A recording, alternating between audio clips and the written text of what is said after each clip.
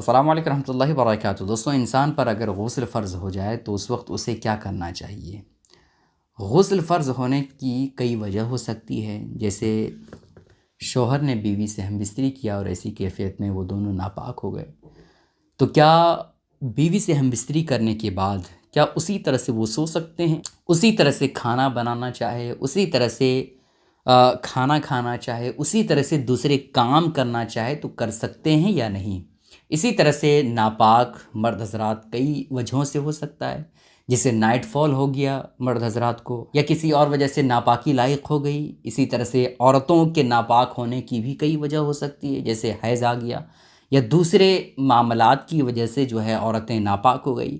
تو ناپاک ہونے کے بعد کیا اسی طرح سے وہ زندگی گزار سکتی ہے، اسی طرح سے وہ رہ سکتی ہے، یا کیا کرنا چاہیے اسلامی نظر میں؟ ناپاک ہونے کے بعد کیا عورتیں کھانا بنا سکتی ہے؟ کیا عورتیں کھانا بانٹ سکتی ہے؟ کیا عورتیں جو ہے اپنے شوہر کے ساتھ ناپاکی کی حالت میں کھانا کھا سکتی ہے، دودھ پلا سکتی ہے؟ یہ سارے ڈاؤٹس کلیئر آپ کو کرنے والے ہیں۔ بس حضور علیہ الصلوۃ والسلام کی 2 حدیث پاک آپ کے سامنے پیش کروں گا، جس سے پورا خلاصہ آپ کو سمجھ میں آ جائے گا۔ پہلی حدیث پاک جس میں حضرت عمر رضی اللہ تعالیٰ نے حضور علیہ الصلوۃ والسلام سے پوچھا، عرض کیا کہ یا رسول اللہ صلی اللہ تعالیٰ علیہ وسلم، کیا ہم میں سے کوئی ناپاکی کی حالت میں رہ سکتا ہے؟ تو حضور علیہ الصلوۃ والسلام نے ارشاد فرمایا کہ اگر کوئی شخص ناپاک ہو جائے اور وہ نہا نہ سکے تو ایسی کیفیت میں ناپاکی کی جگہ کو یعنی شرمگاہ کو صحیح طور پر صاف کر لے، اور وضو جس طریقے سے نماز کے لیے وضو کرتے ہیں اسی طریقے سے وضو کر لے اور آرام کرے، اور نماز سے پہلے پہلے وہ غسل کر لے، ہے نا۔ یہ حدیث پاک آپ کو سمجھ میں آ گئی۔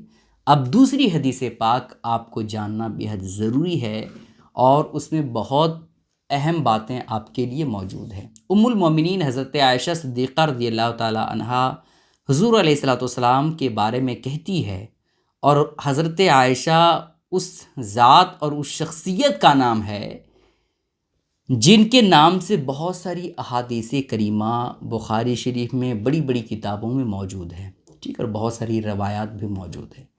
تو حضرت عائشہ صدیقہ رضی اللہ تعالی عنہا بہت بڑی شخصیت کا نام ہے، بہت بڑی ذات کا نام ہے، اور خاص کر کے نجی معاملات میں، یعنی حضور علیہ الصلوۃ والسلام کے اندرونی پوشیدہ معاملات میں حضرت عائشہ صدیقہ رضی اللہ تعالی عنہا کی باتوں کا اعتبار بہت زیادہ ہوتا ہے نا۔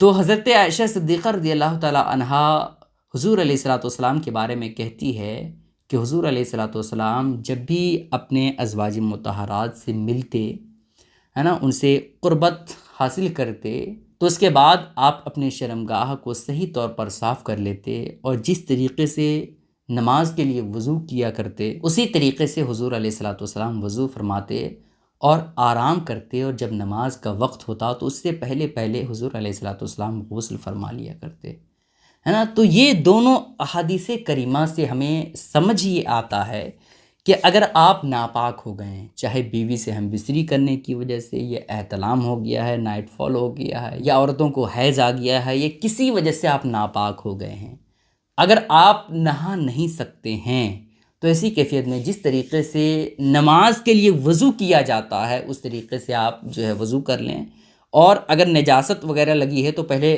وہ صاف کر لیں، ہے نا، شرمگاہ وغیرہ کو صحیح طور پر صاف کر لیں، اس کے بعد وضو جو ہے نماز کی طرح کر لیں، اور اس کے بعد نماز کا ٹائم ختم ہونے سے پہلے پہلے آپ جو ہے صحیح طور پر غسل کر لیں۔